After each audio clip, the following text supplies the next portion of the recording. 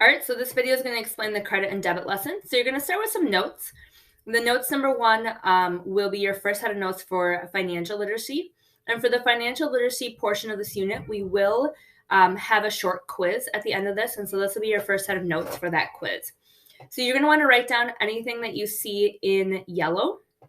Our quiz will probably be the day before winter break, but you will be able to use any notes from these slides on that quiz, and the quiz will very much be focused on what you see on these slides and then subsequent slides in this unit. So you can title your notes, notes number one, credit and debit cards. I'm going to go through these pretty quickly. So if you're taking notes as I'm talking, please just pause if I'm going too fast, but I'm going to go through them pretty quickly. So credit and debit cards. So before, I want you to kind of think about what's the difference between a credit and a debit card. How old do you need to be to get a credit card or debit card? And so if you want to pause and think about that. But we'll talk about the main differences between a credit and a debit card. In general, you do need to be 18 to have a credit card, your own credit card. It's possible that you could get added to your parents' credit card, but still their credit card. And for a debit card, it kind of varies depending on your bank, but you need to have a banking account, and you need to be about 13 or 14 to get a debit card. So it's possible that some of you already have debit cards. There's a video here that explains the difference between credit and debit cards. Please use it if you would like a further explanation. And then starting here, debit cards must have a checking account. So in order to have a debit card, you really need to have a checking account. When you use a debit card, your funds are deducted directly from that checking account each time your card is used. So it's not a loan. You can use them for everyday purchases. They're oftentimes used for smaller purchases because, once again, you need to have the actual money in order to use a debit card. It needs to be in your bank account. Purchases do not build or impact your credit score. And so we'll talk about credit score later on in this lesson.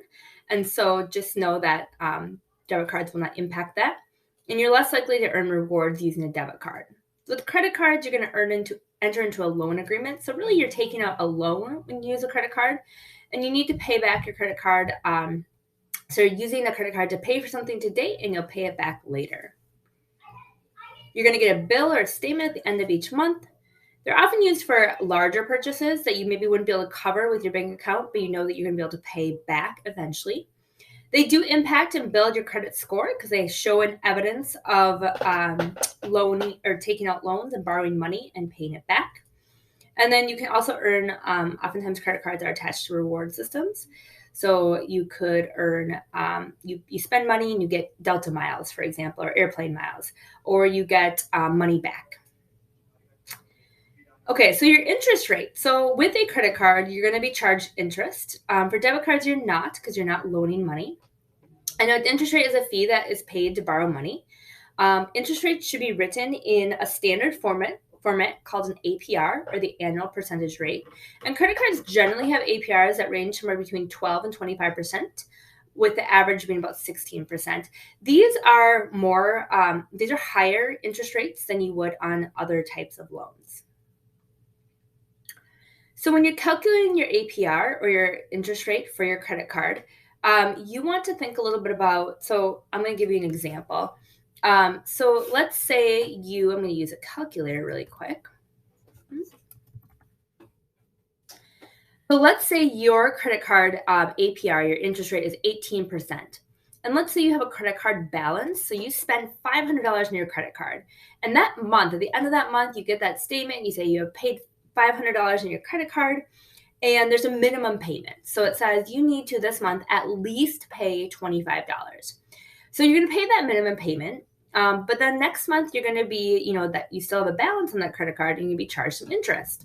So the way that you would calculate your interest for that upcoming month is you would figure out, first of all, what your monthly interest rate is.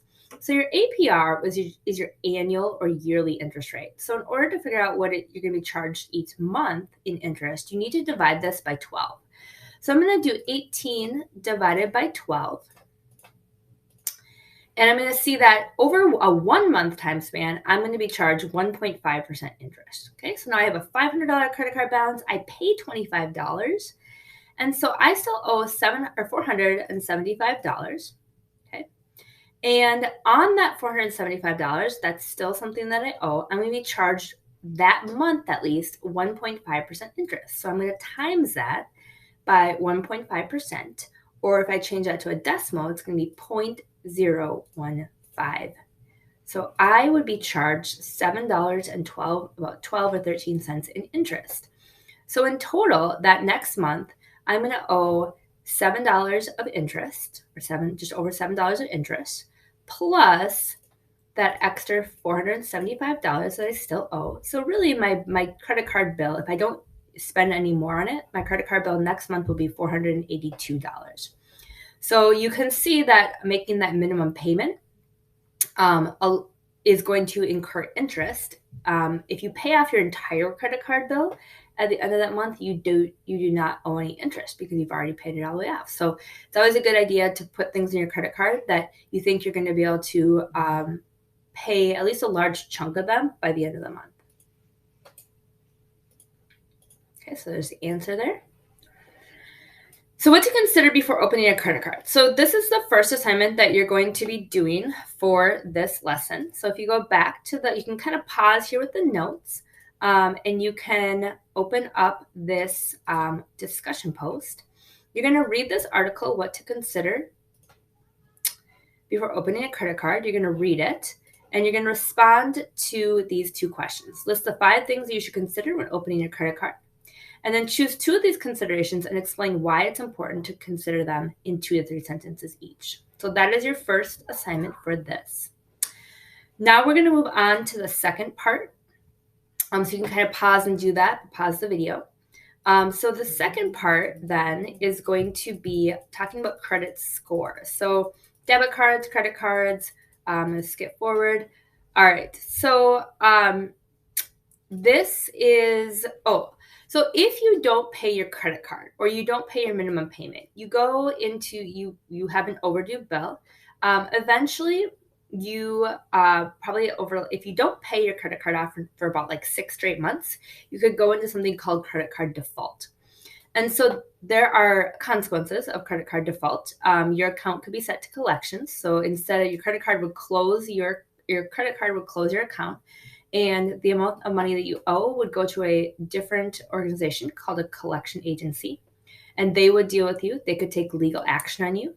It also could decrease your credit score, which over time then could increase your interest rates on either that credit card or any other type of loan you try to take out. And you could also decrease your credit limit. So credit limit is the limit of money that the credit card allows you to take out. And so those are all consequences of credit card default. So now we're going to talk about credit scores.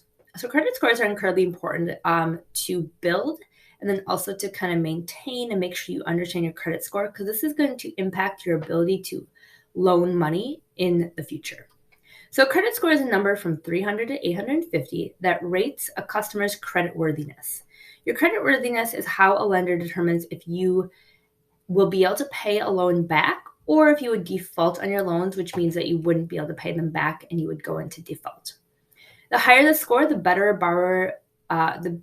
borrower looks to potential lenders. So the higher the score, the better, and you are going to get better loans if you have a higher credit score.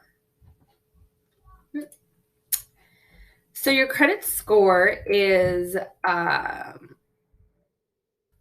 determined by a number of factors. So your credit score is going to range, like I said before, between about $300 and $800. And it is different rankings. You're going to be kind of categorized into having an excellent credit score all the way down to a poor credit score. And your credit score is determined by 5 different things. Your payment history. So do you have a history of owing money? Is there any evidence that you have loaned money in the past? Because if you really haven't had a credit card, or you've never actually taken out a loan, there's actually no evidence that you have the ability to repay it. So it's good to have borrowed money in the past and to build your credit score, and to show that you have paid it off. The total amount that you owed, the length of your credit history, that's kind of what I was just talking about, the types of credit you have, and any new credit.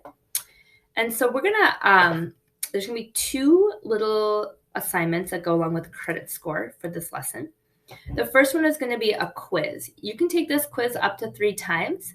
And if you look at, let's see, so you're going to use this article and video with and the video within it to answer the following questions. So there's going to be 14 questions. They're all true and false questions, but you are, hopefully this is going to work. I'll change it if it's not.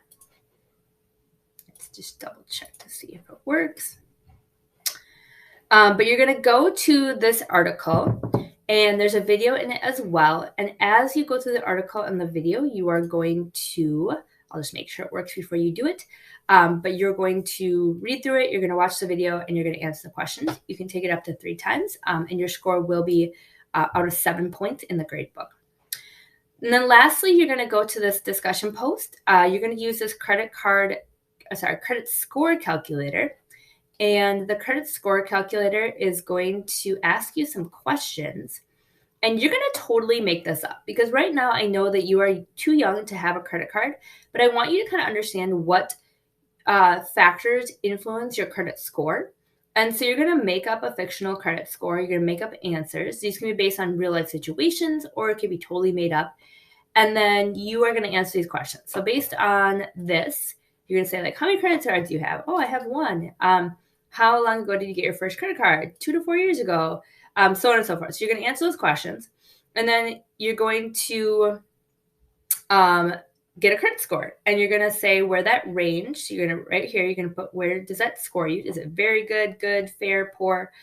And then choose one answer that you gave and explain how you think it affected your credit score. So if you said that you didn't have any credit cards, like how do you think that affected your credit score? Did you think it lowered it or raised it?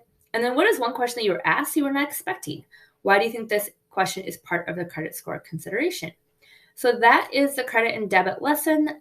You will work on that over a couple days.